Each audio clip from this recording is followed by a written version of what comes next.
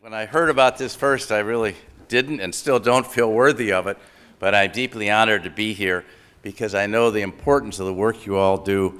And I want to also recognize my wife, Penny, who's come in from Minneapolis and sitting at a table with a group of Medtronic people and also friends from Exxon that are here. So thank you all very much for coming.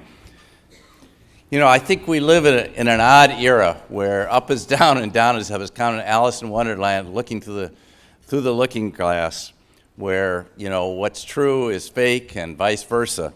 And I think that's why today, I think we need to separate the real media, if you will, the curated media, from anyone that just sits down at night at their computer and writes an article, to realize just how important it is that we know the truth. I've always felt throughout my lifetime you're only as good as your word, and that you're, trained as an engineer, you're entitled to your own opinions, but not your own facts. There's no such thing as alternate facts. It's really a search for the truth. And in a free society, I think we depend upon the media to make this a truly democratic society. Penny and I really enjoyed seeing The Post, and I would love it. I was in Washington during those years in the Defense Department, as was Penny, and I would love it if it would get the Academy Award, because it really was a testament to the importance of a free media. And I'm going to share tonight with you some ideas that I've shared with CEOs. I teach a lot of CEOs and senior executives at Harvard Business School the last 15 years, because I think we need to pull together, and I hope you'll communicate, those of you who work in corporations, these messages back to your CEO, because I think there's nothing more important than corporations and institutions telling the whole story to the media so that the truth comes out. And if we don't, who will? And so I've got just 5 quick principles I wanted to share with you tonight in the hope that those of you who represent organizations will do just that in your communication. First, the truth is always going to come out, so you might as well be fully 100% transparent. If we're all that way, we're going to be a lot better off. There's no such thing as spin that's going to work, because the truth is going to come out, and all you do by spinning things or only telling partial truths or making the positive side of the story but not the whole story, you just encourage other people to try to get out the negatives. So I think the opportunity is for candor and to tell your story with a clear sense of purpose.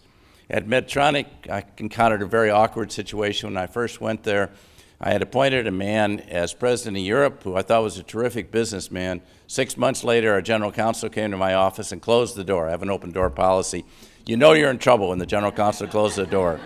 And we found out that this very high-level member of our executive committee was running a bribery fund, had been doing it for some 20 years, and we just didn't know about it.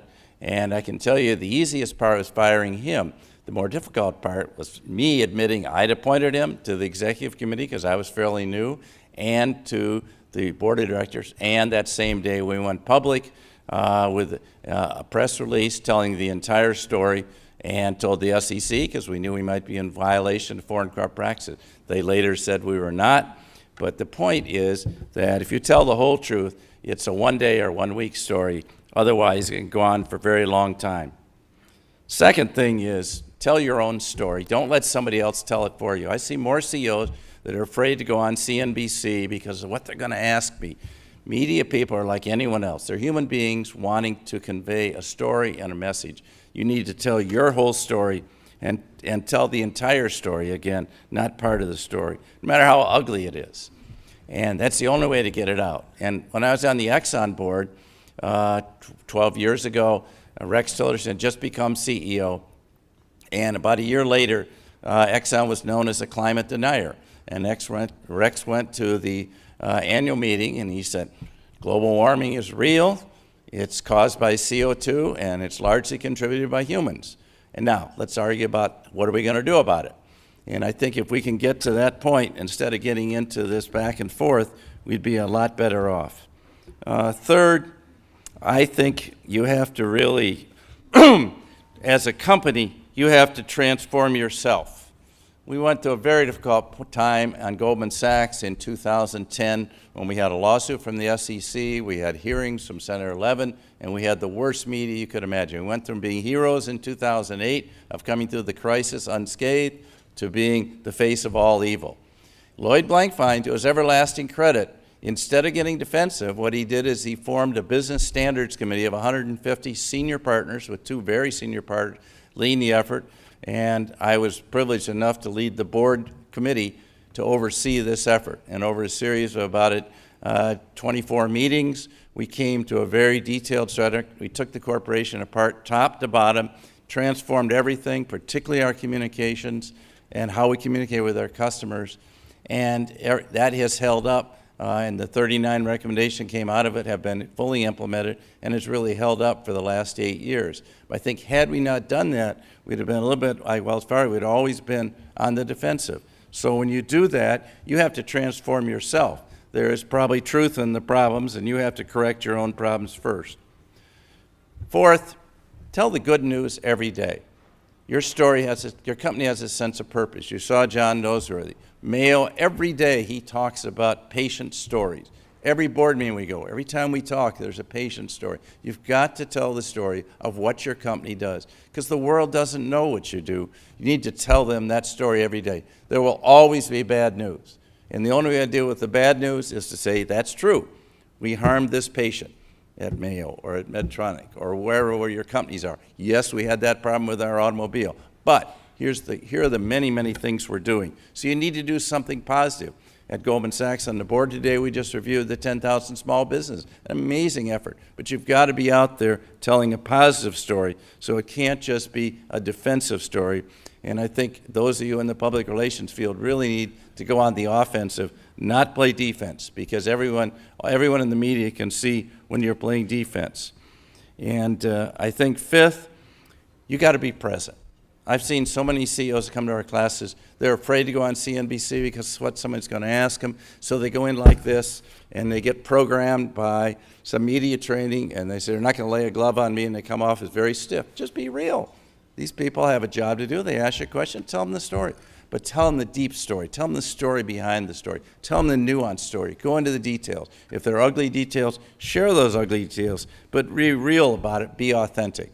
And as you heard Meryl say, it's not about being charismatic. We're not meant to be actors. We're not TV people. We're just there to tell a story. And if we tell a story authentically, all the hot medium, which you shouldn't be afraid of, you can't just tell it through a press release or putting your story out to a confidential reporter at the Wall Street Journal. You got to be willing to go in the hot media, take the hot questions, because that's where you come across as authentic or not. I'll never forget Jim Burke. We're going to hear from J&J in a few minutes. But the second time around on Tylenol was a really key time that we showed to CEOs. And the second time around, 4 years later, he was really in a sweat when they had a woman died. And a woman's name was Diane, and he got called in front of the media, and he sat down with 2 reporters. He didn't have to. He could have sent a PR person. He himself went there, and you could see the sweat beads forming on his face, and he was scratching his head because he was nervous. And they asked him, what would you tell the mother of Diane Ellsworth? And he said, I would tell her we never should have gone back on the market 4 years ago. Now, to any lawyer, that's an admission of guilt. You know what? The facts hold up in court. But he came across authentic, and guess what? Tylenol is still the leading brand of over-the-counter painkillers today. So I think by telling your story with no spin, you can really get there.